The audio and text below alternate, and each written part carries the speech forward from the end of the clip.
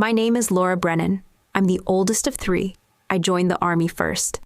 I left first, not because I wanted to, but because of what it cost me. The Charleston morning air carries salt from the harbor and diesel fumes from the idling buses. I stand behind a crowd of families clustered around the military departure area, my left hand wrapped around a scratched Army thermos that's seen better deployments than this one. My right sleeve is pinned neat and clean against my shoulder. No loose fabric, no reminders flapping in the wind. Ahead of me, my brother Jack adjusts his gear one final time. 24 years old, fresh-faced with our father's square jaw and our mother's stubborn chin. The cameras love him. The local news crew got here early to catch the golden hour light, hitting his uniform just right. My mother stands beside him, dabbing her eyes with a tissue that's more for show than tears. She's wearing her best military mom outfit, the one with the little flag pin and the shirt that says, "Proud Army Mother," in script letters. She's been practicing this moment for weeks. I sip my coffee and watch. A year ago, I would have been up there with them, front and center. The family's military legacy on full display, big sister, who paved the way, little brother following in her footsteps, parents beaming with pride. But that was before they decided my story was too complicated, before they decided I was too broken, before they decided that sometimes the truth is messier than the version people want to hear. The crowd shifts as the loading announcement echoes through the speakers. Families surge forward for final hugs, final photos, final moments before their soldiers disappear into whatever comes next. I stay where I am. A woman next to me glances at my sleeve, then away. Quick and polite the way people do when they're trying not to stare. She doesn't know my story. None of them do. All they know is what my family told them, that I couldn't handle it, that I had some kind of breakdown, that I quit under pressure and came home with my tail between my legs. The official version is so much cleaner than the truth. Jack hefts his duffel bag over his shoulder and scans the crowd. His eyes find mine for just a moment. There's something there, guilt maybe, or recognition. But then my mother touches his arm, and he turns away. She whispers something in his ear that makes him nod. I know what she's saying, the same thing she's been saying for months. Don't make a scene. Don't upset the narrative. Don't let her ruin your moment. The bus engines rev louder. Families start pulling apart, reluctant and messy and real. I think about the last time I stood in a place like this. 2 years ago, when I was the one boarding the bus. When I was the one with the fresh uniform and the uncertain future and the family waving goodbye. I think about what I brought back from that deployment. Not what I lost. What I brought back. The nightmares that wake me up at 3 a.m., sure. The phantom pain that shoots through an arm that isn't there anymore, absolutely. The way crowds make my skin crawl, and loud noises make me flinch without question. But also the memory of pulling a man from a burning truck while the world exploded around us. The knowledge that 3 soldiers went home to their families because I didn't hesitate. The weight of a medal that sits in a box in my closet, officially withdrawn, but impossible to take back. Jack climbs the steps to the bus. At the top he turns and waves. The crowd cheers. My mother blows a kiss. I raise my thermos in a small salute that no one sees. The bus pulls away, carrying my brother toward whatever he'll become. Hero or coward survivor or casualty, the family's pride or the family's shame. I hope he comes back whole. I hope he comes back honest. I hope he comes back knowing that sometimes the hardest battles aren't the ones you fight overseas. If someone ever rewrote your story while you were too hurt to speak, you know what I'm talking about. This is mine. And maybe it's a little bit yours too. 2 years ago, Syria looked like Mars at midnight. Red dust coating everything. Stars you could count if you had the time. Heat that baked into your bones during the day, and cold that crept through your gear when the sun disappeared. I was 3 months into my deployment as a combat medic with the 82nd Airborne. 29 years old, confident in my training, comfortable with the weight of responsibility that came with keeping people alive. The convoy run wasn't supposed to be mine. Private Martinez was scheduled for the night shift, but his wife had just delivered their first baby, a girl named Sophia. The kid was over the moon, showing everyone the grainy photos on his phone, talking about her tiny fingers and how she already had his nose. Go call your wife, I told him, checking my gear one more time. Tell her congratulations from all of us. He looked at me like I'd just handed him a winning lottery ticket. You sure, Doc? It's supposed to be a long run. I'm sure. Go be a dad. That decision cost me everything, and I'd make it again. The convoy left at 2100 hours. 3 Humvees carrying supplies to an outpost about 40 clicks north. Standard run, standard route, standard night in a place where nothing was ever really standard. I rode in the middle vehicle with Sergeant Davis Corporal Thompson and a logistics specialist named Ryan Walsh. Walsh was quiet, maybe 22, with a wedding ring he twisted when he was nervous, and a photo of his kids tucked into his helmet band. The road stretched ahead of us, empty and deceptive. We were 12 minutes from the outpost when the world exploded. The first IED took out the lead vehicle. The second one, buried deeper and triggered by the chaos, erupted right under us. Time fractured. 1 second I was checking my medical kit. The next I was hanging upside down in a smoking metal tomb, my ears ringing like church bells, and the taste of copper flooding my mouth. Walsh was screaming, not words, just sound, pure animal terror. The Humvee had rolled twice and landed on its side. Fuel was leaking from somewhere, pooling in the sand beneath us. The smell of diesel mixed with burning rubber and something else, something that made my medic training kick in before my fear could catch up. Walsh, I shouted over the ringing in my ears. Can you move? He was pinned under twisted metal. His left leg bent at an angle that made my stomach clench. Blood was seeping through his uniform, dark and too much. I can't, Doc. I can't feel my legs. The fuel smell was getting stronger. Through the shattered windshield, I could see muzzle flashes in the distance. The ambush was still active. The other vehicles were returning fire, but we were sitting ducks in a metal coffin that could turn into a crematorium any second. I tried to move and felt something wrong with my right arm. Not pain exactly, that would come later, just wrong. Like it wasn't connected to the rest of me anymore. But my left arm worked fine. Walsh listened to me. I forced my voice to stay calm, professional. I'm going to get you out of here. The fuel, Doc, I can smell it. We're going to burn. Not today. I braced myself against the crumpled door frame and used my good arm to start clearing the debris, pinning him down. Each piece of metal I moved sent fresh waves of whatever was wrong with my right side through my system, but I pushed through it. Training took over. Assess, prioritize, act. Walsh's leg was broken but not arterial bleeding. His vitals were strong despite the shock. He could survive this if I could get him clear before the fuel ignited. I worked with my left hand, my teeth, my shoulder, anything that could grip or push or pull. The metal was sharp and unforgiving, but I'd been through worse in training. The fuel smell was everywhere now. Doc, leave me. Walsh's voice was getting weaker. Get yourself out. I'm done anyway. You're not done. I got a grip on the main piece of debris across his chest. You've got kids at home. I've seen the photo. What are their names? Emma and Tyler. Tell me about them. He started talking weak, halting words about bedtime stories and soccer practice, and the way his daughter laughed when he made funny faces.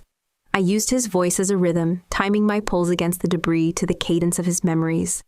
The metal gave way. I dragged him clear of the wreckage, just as the first flames licked up from the fuel puddle.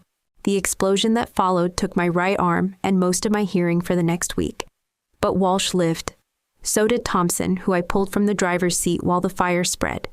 So did Davis, who was unconscious but breathing when I got to him. 3 lives.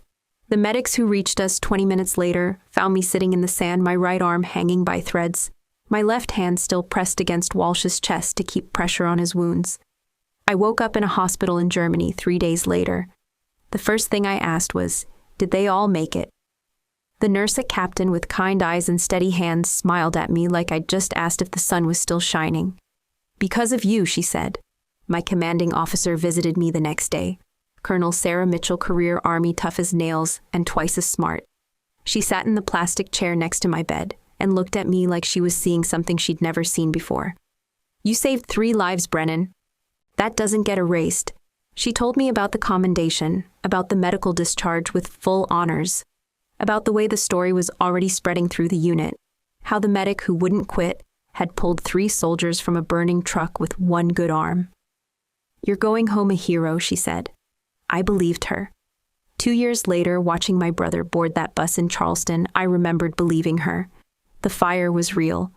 What I did inside it was real. The 3 men who went home to their families because I didn't hesitate, they were real. Everything else was just what happened after. The Charleston airport smelled like coffee and industrial carpet cleaner. I stood at the baggage claim with my single duffel bag, scanning the crowd for familiar faces. Families reunited around me, tears and laughter, and the kind of desperate hugs that come after long separations. My phone had 3 missed calls from my mother, all from yesterday, all unanswered. A man in a VA polo shirt held up a piece of cardboard with Brennan written in black marker. He looked tired, like he'd been holding signs for heroes all day, and I was just another name on his list. "That's me," I said. He nodded and led me to a white sedan parked in the loading zone. No conversation, no questions about my service or my injuries or how I was adjusting. Just the quiet efficiency of a system designed to move damaged soldiers from point A to point B. The drive to my family's house took 23 minutes. I counted. The driver pulled into the driveway behind my mother's car. The porch light was on, but the house felt empty somehow, like the people inside were pretending to be home. "Thanks for the ride," I told him. He handed me a business card. "VA Services. Call if you need anything." I watched him drive away before I walked to the front door. My mother opened it before I could knock. She looked older than she had in the pictures she'd sent to Germany. More lines around her eyes, more gray in her hair.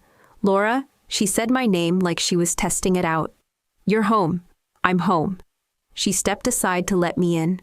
No hug, no tears, just the careful distance of someone who wasn't sure how to handle what I'd become. Jack was sitting on the couch channel surfing. He looked up when I walked in, nodded once, then went back to the television. "How was the flight?" my mother asked. "Long." "Are you hungry? I could heat something up." "I'm fine." We stood in the hallway, the 3 of us trapped in a conversation that felt like walking through mud. Everything I wanted to say stuck in my throat. Everything they wanted to ask hung in the air between us. "Your room's the same," my mother said finally. "I didn't change anything." "Thanks." I carried my bag upstairs and closed the door behind me. The room was exactly the same: high school graduation photos, participation ribbons from track and field, a bookshelf full of novels I'd read before I knew what real stories looked like. I sat on the bed and stared at the wall. This wasn't how I'd imagined coming home. The next few weeks passed in a blur of VA appointments and physical therapy sessions. My family treated me like a guest who'd overstayed her welcome.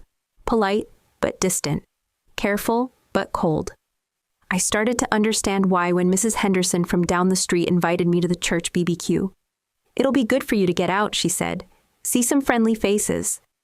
The BBQ was exactly what I expected. Folding tables covered in checkered tablecloths, potato salad and coleslaw men in polo shirts, talking about golf, and women in sundresses, talking about their kids. I stood by the dessert table, trying to look approachable, when Tom Bradley walked over. He'd been friends with my father before Dad died, and I'd known him since I was 12. "Laura?" He smiled the way adults smile at children who've disappointed them. "How are you holding up?" "I'm doing okay." "That's good to hear. That's real good." He picked up a cookie and took a bite. "You know, military life isn't for everyone. Hell, it's not for most people. But you gave it a shot. That's what counts." I felt something cold settle in my stomach. "What do you mean?" "Well, you know," he gestured vaguely with his cookie. "Some people just aren't cut out for all that pressure, all that responsibility. Takes a special kind of person to handle combat situations." The words hit me like a physical blow. "Who told you that?" "Your mother mentioned you'd had a tough time over there. Said you came home early because the stress was getting to you." He patted my shoulder with his free hand. "Nothing to be ashamed of. Better to know your limits than to push too hard and break completely." I stared at him. "She said I had a tough time." "Well, sure. Said you weren't quite ready for all that combat medic responsibility. But hey, at least you tried. That's more than most people can say." The BBQ continued around us. People laughed and talked and enjoyed their Saturday afternoon, but I felt like I was watching it all from underwater. My mother hadn't told them about the convoy. She hadn't told them about Walsh and Thompson and Davis. She hadn't told them about the burning Humvee or the 3 lives I'd saved or the commendation Colonel Mitchell had promised me. She'd told them I quit, that I couldn't handle it, that I came home broken not because I'd sacrificed everything to save my fellow soldiers, but because I wasn't strong enough to do my job. I excused myself from the conversation and walked to my car. My hands were shaking, not from fear, but from something deeper, something that felt like betrayal mixed with disbelief. I drove home in silence. That night I asked my mother directly, "What did you tell people about my deployment?" She was washing dishes at the kitchen sink. She didn't turn around. "I told them you came home early." "But why did you tell them I came home early?" Her shoulders tensed. "Because that's what happened, isn't it? You came home early."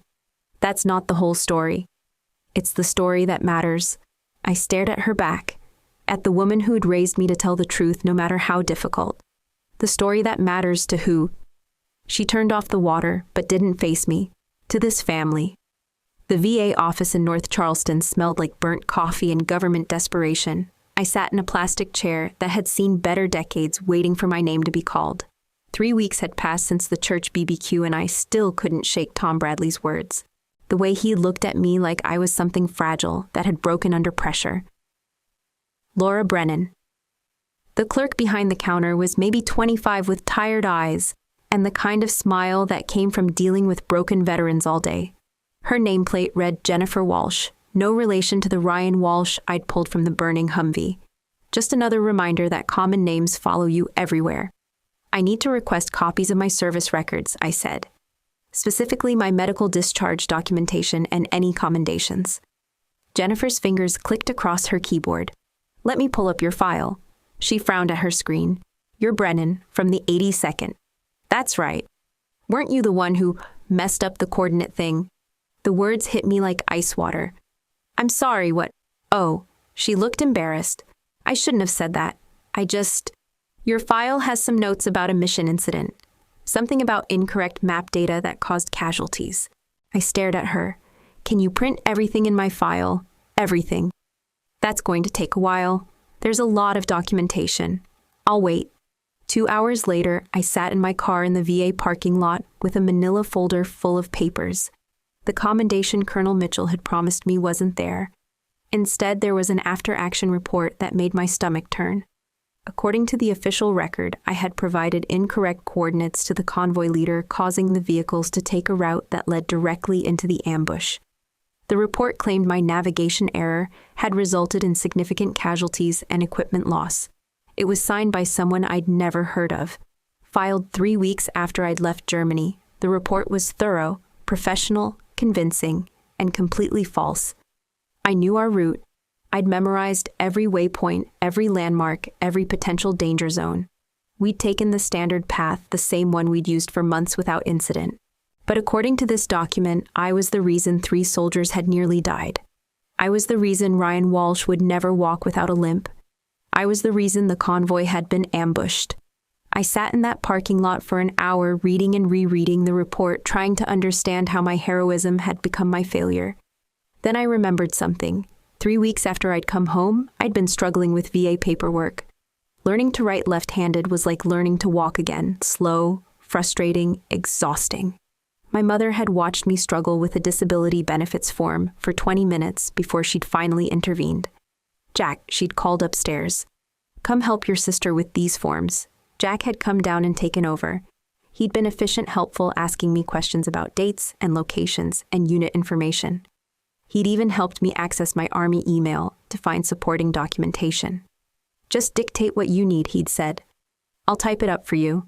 I'd been grateful then. Grateful for a family that wanted to help. Now I realized what kind of help I'd actually received.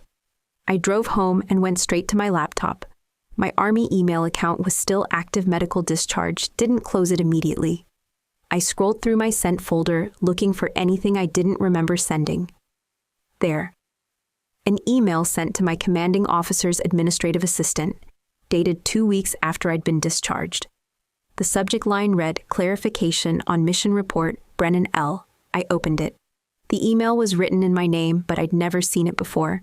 It was professional, apologetic, and completely devastating. I feel compelled to provide additional context regarding the convoy incident on 15th March. Upon reflection during my recovery, I believe I may have provided incorrect map coordinates to Sergeant Davis prior to departure. I was experiencing significant stress and fatigue, which may have compromised my judgment. I take full responsibility for any errors that contributed to the ambush and resulting casualties. I hope this clarification helps with the official record. It was signed with my full name and rank. I checked the email metadata. It had been sent from my laptop from my home IP address. From this house, while I was asleep probably. While I was drugged on pain medication and sleeping 14 hours a day. I sat there staring at the screen trying to process what I was seeing. Jack had used my email account to destroy my reputation. He'd sent a false confession to my command, making it look like I was taking responsibility for causing the ambush. He'd turned my moment of heroism into a story of failure and guilt. But why I heard footsteps on the stairs. Jack's voice carrying down from the second floor. "Yeah, Mom, I submitted all the applications. West Point, Virginia Military Institute, the Citadel. Should hear back in a few weeks." West Point. The pieces clicked into place. Jack had been applying to military academies. His entire future depended on his reputation, his family's military legacy, his potential as an officer. And I was the big sister who'd already proven herself in combat. The sister who'd come home with a medal and a story that would overshadow anything he could achieve. The sister who'd make his accomplishments look small by comparison. Unless I wasn't a hero anymore. Unless I was just another soldier who'd cracked under pressure. Unless I was the cautionary tale instead of the success story. I closed the laptop and sat in the silence of my childhood bedroom. My own brother had sabotaged my military record to protect his own future. My own mother had helped him do it. And I'd been too broken, too trusting, too grateful for their help to see it happening. I thought about the 3 men I'd saved. About Ryan Walsh and his wedding ring and his photos of Emma and Tyler. I thought about Colonel Mitchell's promise. You saved 3 lives. That doesn't get erased. But it had been erased. By the people who were supposed to protect me. By the family who was supposed to love me. By the brother I'd taught to tie his shoes. I spent the next 3 days going through my email logs, like a detective, hunting for evidence of my own murder. Every forwarded document. Every attachment. Every login from the weeks when I couldn't type, couldn't think clearly, couldn't do anything but sleep and hurt and trust the people who said they were helping me. The digital trail was damning. While I'd been recovering from having my arm blown off, Jack had been systematically accessing my military files. He'd forwarded my original commendation paperwork to an account I didn't recognize. He'd downloaded my personnel records. He'd even accessed my unit's internal communication system using my credentials. All under the guise of helping me scan papers for the VA. I found 17 different instances where he'd accessed my accounts. 17 times he'd logged in as me used my identity, violated my trust. But the worst part wasn't the theft, it was the precision. Jack hadn't just stumbled into sabotage. He'd planned it, researched it, executed it with military efficiency. He'd studied my commendation until he knew every detail. Then he'd crafted a counter-narrative so believable that even I would have questioned myself if I'd read it first. The false confession email wasn't angry or emotional. It was professional, thoughtful. The kind of message a conscientious soldier would send if they genuinely realized they'd made a mistake. It was perfect, and it was perfectly calculated to destroy me. I printed everything, built a file that told the story of my own assassination. Then I waited. 3 nights later, I got my answer. I was coming downstairs for water when I heard my mother's voice from the kitchen. She was on the phone speaking in the low, careful tones people use when they're discussing secrets. "No, Margaret, he hasn't heard anything yet. But his counselor thinks his chances are excellent." I stopped on the bottom step. West Point looks for leadership potential, and Jack has that in spades. Plus his test scores are perfect, and his physical fitness scores are off the charts. I pressed myself against the wall and listened. Well, of course it was difficult, but we did what we had to do. My blood turned to ice. You have to understand, Margaret. Laura's story would have overshadowed everything. She comes home with some medal for heroism, and suddenly Jack's just the little brother who followed in her footsteps. I fumbled for my phone, opened the voice recorder app. The academies want leaders, not followers. They want young men who can stand on their own, not ride their sister's coattails. I held the phone toward the kitchen, my hand shaking. So yes, we made sure Laura's story was adjusted. Jack helped with the paperwork, made sure the official record reflected a more accurate picture of what happened over there. Silence on the other end. Then my mother's voice, again sharper now. "Don't you dare judge us, Margaret. You don't have children. You don't understand what it's like to watch your son's future hang in the balance. More silence. Laura was always going to be fine. She's tough. She'll figure out her own path. But Jack has a real shot at something special. At carrying on the family tradition the right way. I bit my lip to keep from making a sound. The Army needs officers who can make hard decisions, who can put the mission first. What we did for Jack, it was training for that kind of leadership. My mother laughed, actually laughed. Besides, it's not like Laura was using that commendation for anything. She was so drugged up on pain medication she barely knew what day it was. She'll never even know what really happened. The conversation continued for another 5 minutes. My mother talked about Jack's interviews, his essays, his potential. She talked about him like he was the family's salvation, and I was just collateral damage. When she finally hung up, I crept back upstairs and sat on my bed with the recording. I played it back 3 times. Each time the words hit harder. They hadn't just betrayed me, they'd erased me. Not in a moment of panic or desperation, not because they were protecting themselves or trying to fix a mistake. They'd erased me because my success made Jack's future inconvenient. Because my heroism was too loud for his ambition. Because they'd decided that one child's honor was worth less than the other child's potential. I thought about all the times Jack had helped me with paperwork, how patient he'd been, how thorough, how he'd asked me to repeat details about the convoy, the ambush, the casualties. I'd thought he was being a good brother. He'd been gathering intelligence. I thought about my mother's careful distance when I'd come home. How she'd avoided looking at me directly. How she'd changed the subject whenever I mentioned the deployment. I'd thought she was processing her own trauma. She'd been managing her own guilt. They'd used my injury against me, used my trust, used my love for them as a weapon to destroy the one thing I'd brought back from that burning Humvee, my dignity. But they'd made a mistake. They'd assumed I was too broken to fight back. They'd assumed I was too grateful to ask questions. They'd assumed I would just accept their version of events and fade quietly into the background while Jack stepped into the spotlight. They'd assumed wrong. I looked at the file of evidence I'd assembled, the email logs, the false confession, the altered after-action report, the voice recording of my mother's phone call. It was enough, more than enough. I could take it all to the Army, demand an investigation, restore my commendation, clear my name. But that would only fix the official record. It wouldn't fix what they'd done to me. It wouldn't make Jack understand what it felt like to have your own family choose your failure over your success. It wouldn't make my mother understand what it felt like to be sacrificed for someone else's dream. It wouldn't make either of them understand what it felt like to be discarded by the people who were supposed to love you most. No fixing the official record wasn't enough. I needed them to understand what they'd cost me. I needed them to feel what I'd felt. I needed them to know what it was like to lose everything while the people you trusted watched it happen.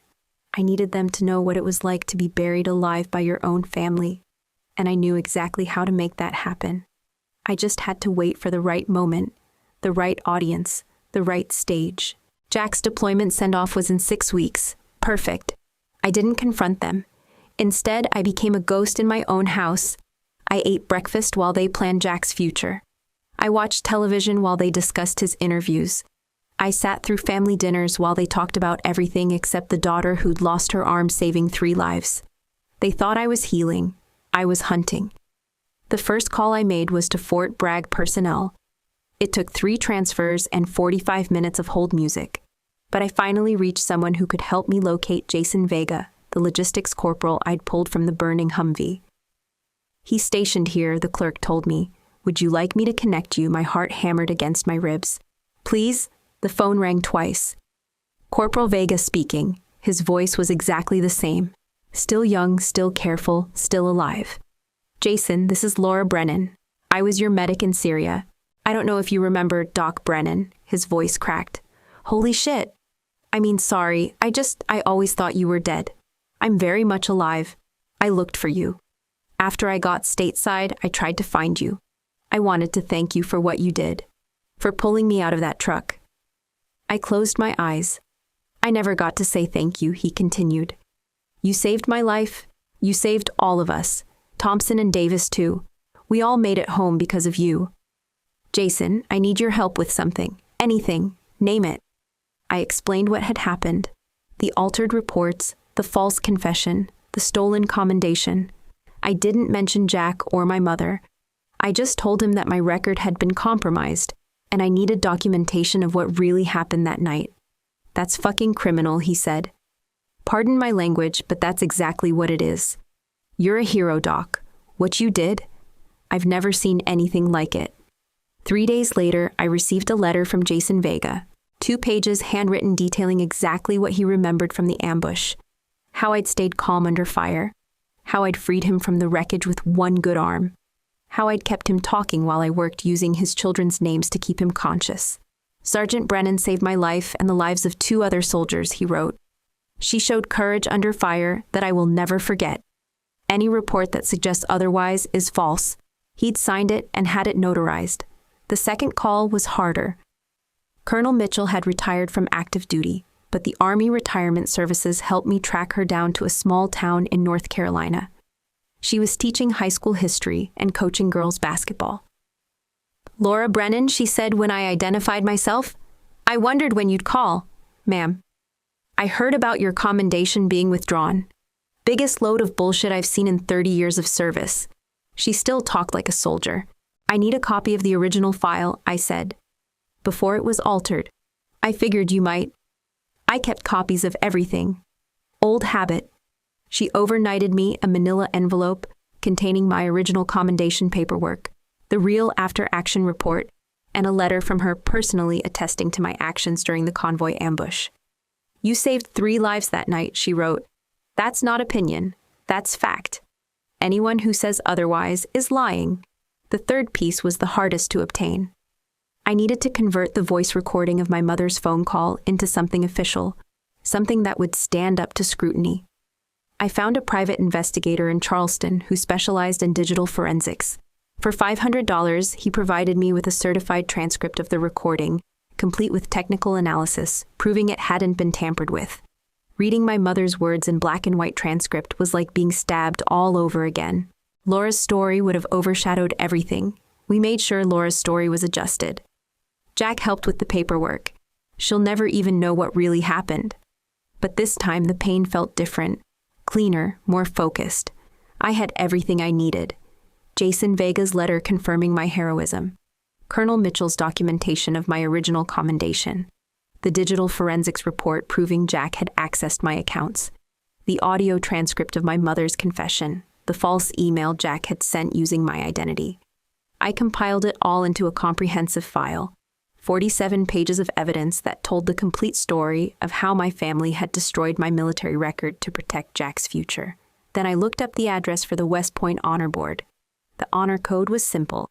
A cadet will not lie, cheat, steal, or tolerate those who do. Jack had done all 4. I printed 5 copies of the complete file.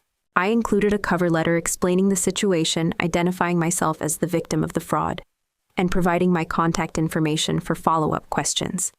I mailed the package on a Tuesday morning. Then I went home and waited. Jack's deployment send-off was in 2 weeks. The timing would be perfect. I wasn't ready to speak yet, but I was ready to watch them burn.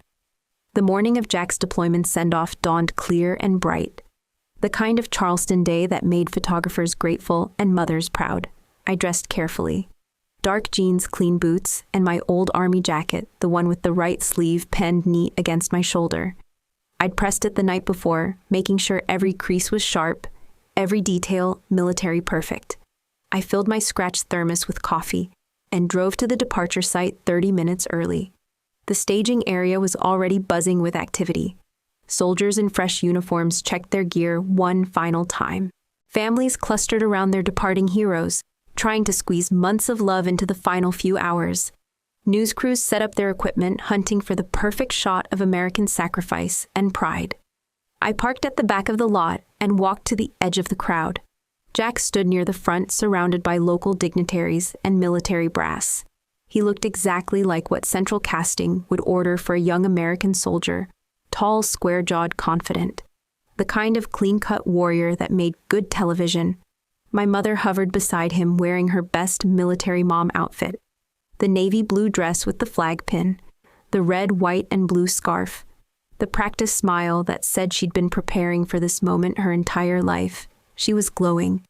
This was her day as much as Jack's, maybe more. A reporter with perfectly styled hair thrust a microphone toward Jack's face. How does it feel to be continuing your family's tradition of military service? Jack's smile was magazine perfect. It's an honor to serve. My family has always understood that freedom isn't free. My father served, my grandfather served. It's what we do. And your sister, I understand she served as well. The reporter had done her homework. Jack's smile flickered for just a moment. My sister served her country too. We're all proud of our military heritage. He didn't elaborate, didn't mention my deployment, my injuries, my service. Just acknowledged that I existed and moved on. The reporter pressed a little harder. What advice did she give you before your deployment? She told me to stay focused, keep my head down, take care of my soldiers. All lies, of course. We'd barely spoken in weeks. But the reporter ate it up. The story was perfect military family tradition of service siblings supporting each other through the challenges of deployment. If only she knew the truth. I stayed at the back of the crowd, sipping my coffee and watching the show. Jack worked the crowd like a politician, shaking hands with local officials, posing for photos with younger soldiers, playing the part of the all-American hero. My mother beamed beside him, soaking up the reflected glory. The loading announcement came over the speakers. Time for final goodbyes. Jack hugged my mother a long theatrical embrace that the cameras loved. She whispered something in his ear that made him smile and nod. He hefted his duffel bag and started walking toward the bus. That's when I saw him. A soldier in dress uniform walking parallel to the crowd, heading toward the parking area. He was older than most of the deploying troops, maybe mid-30s, with the careful gait of someone who'd learned to walk again after injury. He stopped when he saw me, stared. His eyes moved from my face to my pinned sleeve, then back to my face. He changed direction and walked straight toward me. "Ma'am," he said, his voice carrying the kind of respect that came from shared experience. "Are you Laura Brennan?" The crowd noise seemed to fade. "I am." "I thought so." He smiled, and I saw genuine warmth there. "I don't think you remember me, but I was in the Humvee that day. You pulled me out." My heart stopped. It was Ryan Walsh, the logistics specialist with the wedding ring and the photos of his kids. The man I dragged from the wreckage while fuel pooled around us and the world burned. He was standing in front of me, alive and whole and real. "I've waited a long time to say thank you," he said. The words carried across the staging area like a stone dropped in still water. Conversations stopped. Heads turned. The crowd began to shift, people moving to get a better view of whatever was happening at the back of the gathering. Jack, halfway to the bus, froze, mid-step. My mother's head snapped toward us, her practiced smile wavering. Ryan Walsh continued, his voice clear and strong enough for everyone to hear. "What you did that night, pulling me and Thompson and Davis out of that burning truck. I don't know how you did it. I don't know where you found the strength." He gestured to my pinned sleeve. "But you saved our lives. All of us. We made it home because of you." The silence was absolute now. Even the news crews had stopped their chatter and turned their cameras our way. "I looked for you after we got stateside," Ryan continued. "I wanted to thank you in person, to tell you what it meant to me, to my family, my wife, my kids. They're alive because you refused to give up on us." Jack's duffel bag slipped from his shoulder and hit the ground. My mother reached for her chest, her fingers finding the flag pin on her dress. It slipped from her grasp and fell to the asphalt with a tiny metallic sound that seemed to echo in the silence. "I heard some people saying you had a rough deployment," Ryan said, his voice carrying a note of confusion. "That you came home early because you couldn't handle the pressure." He shook his head. "That's not the Laura Brennan I know. The Laura Brennan I know ran into fire to save her fellow soldiers. The Laura Brennan I know is the reason I got to walk my daughter down the aisle last month." A murmur rippled through the crowd. Ryan extended his hand to me. "It's an honor to meet you again, Sergeant Brennan. A real honor." I took his hand with my left one. "The honor is mine, Corporal Walsh." "It's Sergeant Walsh now. Got promoted after I came back. Partly because of the commendation I received for that mission. The one where you saved our lives." The crowd was pressing closer now, trying to understand what they were witnessing. Someone in the back called out, "What's he talking about?" Another voice, "She saved his life." The reporter with the microphone was pushing through the crowd, her camera operator following close behind. I looked across the staging area at Jack. He was staring at me with an expression I'd never seen before, not guilt, not shame, but something deeper. Fear. My mother had gone pale, her hand still pressed to her chest where her flag pin had been.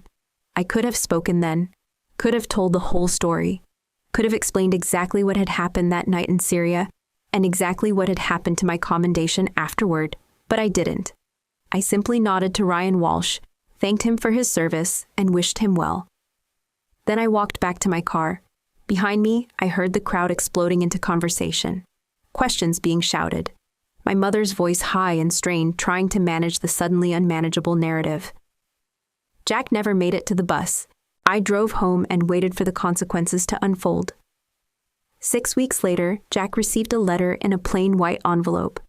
I was sitting on the front porch when the mail carrier delivered it.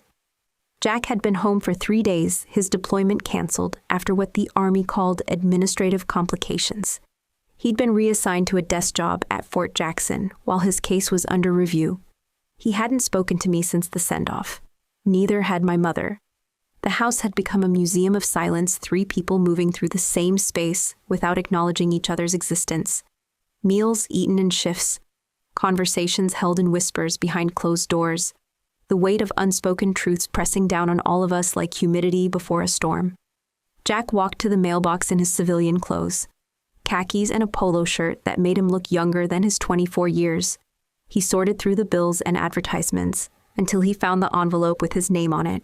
I watched him open it from behind my coffee cup. The color drained from his face. He read the letter twice, then a third time, his hands shaking slightly. Then he walked back into the house without a word. 10 minutes later, I heard my mother screaming, "What do you mean rescind it? They can't just rescind it." Her voice carried through the walls like breaking glass. "There has to be some mistake. You need to call them. You need to fix this." Jack's voice was quieter, but I caught fragments through the kitchen window. Ethical standing. Documentation integrity. Under investigation. "This is her fault," my mother said. "That bitch at the send-off. She planned this whole thing. Mom, don't you dare defend her. She destroyed your future because she's jealous. Because she couldn't handle what happened to her over there, and she wanted to drag you down with her." I finished my coffee and went inside. The letter was lying on the kitchen table. I read it while they argued in the living room. "Dear Mr. Brennan," it began in formal military language. "After careful review of your application and supporting documentation, the United States Military Academy has decided to rescind your appointment to the class of 2029. The letter cited significant discrepancies in ethical standing and documentation integrity that had come to light during their investigation. It mentioned falsified military records, fraudulent communications, and violations of the honor code that were incompatible with the standards expected of future Army officers. The letter was signed by the Commandant of Cadets. At the bottom in smaller text, it noted that the matter had been referred to the appropriate military authorities for further investigation. Jack appeared in the kitchen doorway. His eyes were red-rimmed, his shoulders slumped. "You did this," he said. "I didn't do anything. You sent them the files. You recorded Mom's phone call. You orchestrated that whole scene at the send-off." I folded the letter and set it back on the table. "I told the truth. That's all. You destroyed my life." "No," I said, meeting his eyes. "You destroyed your own life. I just made sure the right people knew about it." He stared at me for a long moment, then turned and walked away. My mother appeared in the doorway a few seconds later. She looked like she'd aged 10 years in the past 6 weeks. "Are you happy now?" she asked. "I'm not unhappy. You've ruined everything. Everything we worked for. Everything we built. You built it on a lie. We built it on protecting this family. You built it on destroying me." She opened her mouth to respond, then closed it again. For the first time since I'd come home, she had nothing to say. The consequences rippled outward from there. My mother stopped attending her military family support group meetings. She canceled her subscription to the local newspaper after they ran a follow-up story about the decorated combat medic whose heroism was nearly erased by false reports. She stopped wearing her military mom merchandise. She stopped talking about Jack's service. She stopped leaving the house except for grocery runs and doctor appointments. The neighbors noticed. Mrs. Henderson from down the street started bringing me casseroles. She never said much, just handed me the covered dishes with a sympathetic smile. "You take care of yourself, dear," she'd say. "You deserve better than what you got." Tom Bradley, the man who'd told me at the church BBQ that I wasn't cut out for military life, showed up at my door one evening with a 6-pack of beer and an apology. "I owe you an explanation," he said, "and a sincere apology. I had no idea what really happened over there." "You believed what you were told." "I should have asked more questions, should have known better than to take anyone's word about something that important." We sat on the porch and talked for 2 hours. He told me about his own service in Vietnam, about the buddies he'd lost, about the weight of survivor's guilt.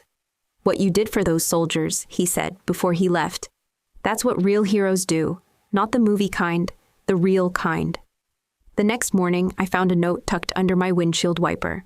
"Laura," it read in careful handwriting, "I'm sorry for what I believed about you. You deserved better from all of us. Susan Phillips." There was a homemade apple pie on my doorstep. More notes followed over the next few weeks. Quiet apologies from people who'd believed the lies about my service. Expressions of support from veterans who understood what it meant to be erased by the people you trusted most. The truth was spreading, not through dramatic confrontations or public announcements, but through the quiet persistence of facts, through conversations between neighbors, through veterans' networks, through the unstoppable momentum of people who'd finally learned what really happened. Jack's career was over before it had begun. My mother's reputation as the proud military matriarch was finished, but I wasn't celebrating. I was just tired. Tired of carrying the weight of their betrayal. Tired of being angry. Tired of living in a house where love had been replaced by resentment and guilt. It was time to move on. Time to build something new. Time to find out who Laura Brennan was when she wasn't defined by what other people had done to her. 6 months later, I moved into a small apartment on the north side of Charleston. 2 bedrooms, hardwood floors, and a kitchen window that looked out onto a garden where someone had planted sunflowers. It wasn't much, but it was mine. Every piece of furniture, every photograph on the walls, every decision about paint colors and curtain rods, all mine. For the first time in my adult life, I lived in a space where no one could rewrite my story. I started volunteering at the Veterans Administration Clinic on Tuesday afternoons. Nothing dramatic, just filing paperwork and helping other vets navigate the bureaucracy that turns healing into a part-time job. That's where I met Sarah Martinez. She was 23, a former Marine who'd lost her left leg to an IED outside Fallujah.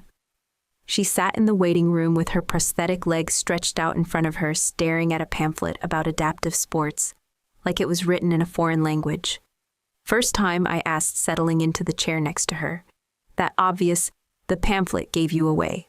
I spent 3 months reading the same one about adaptive driving techniques. She looked at my pinned sleeve. Army combat medic. You. Motor transport. I was driving convoy when it happened. We talked for an hour about the weight of prosthetics and the challenge of learning to walk again, about the nightmares that followed you home and the family members who treated you like broken glass, about the difference between being damaged and being different.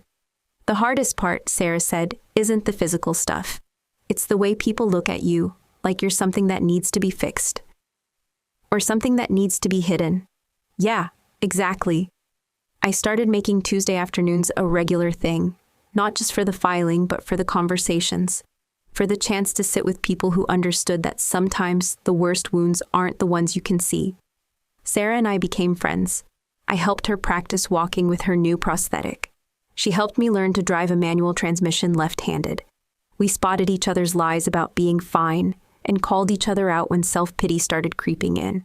"You know what I love about you," she said one Tuesday, watching me reorganize the clinic's filing system with the efficiency of someone who'd learned to be twice as good with half the equipment. "What's that? You don't apologize for taking up space." I thought about that for a long time. 3 weeks later, a package arrived at my apartment. No return address, but I recognized the handwriting. Inside was my original commendation certificate. Restored and reissued by the Department of the Army, the citation read exactly as Colonel Mitchell had written it 2 years ago. For extraordinary heroism in action against an enemy of the United States. Sergeant Brennan's selfless actions and complete disregard for her own safety resulted in the successful evacuation of 3 critically wounded soldiers. Her courage under fire and devotion to duty reflect great credit upon herself and the United States Army. There was a note from the Army Review Board apologizing for the administrative error that had led to the commendation being withdrawn. They'd conducted a full investigation and restored my record to its original status. I hung the certificate on the wall in my living room next to a photo of my unit from Syria. We looked young and serious and unbreakable in that picture. Before the convoy, before the explosion, before we learned what it really cost to save lives. But we'd save them anyway. That night, I stood in my kitchen making dinner for one and thought about the story I'd been telling myself for the past 2 years. My family had said I failed, but I'd carried a man out of fire with one hand and no backup. I'd dragged 3 soldiers to safety while the world burned around us. I'd sacrificed my arm to save their lives. I didn't fail, I just made them uncomfortable. I made them uncomfortable because my heroism was too loud for their plans. Because my sacrifice was too real for their version of family loyalty. Because my truth was too complicated for their simple narrative. But the truth doesn't need their permission to exist. The truth is what happened in that convoy. The truth is what I did in that fire. The truth is that I am my own proof. If someone ever erased you, if they buried your story to protect their own, if they made you disappear so they could shine brighter, I see you. I know what it feels like to be sacrificed for someone else's dream. I know what it feels like to have your family choose your failure over your success. I know what it feels like to be made invisible by the people who were supposed to love you most. But I also know what it feels like to reclaim your story, to stand up and say, this is who I am. This is what I did. This is what I survived. Drop a comment if you're still listening. Drop a comment if you know what it feels like to be erased. Drop a comment if you're still fighting to be seen. I'm here. I see you. You are your own proof.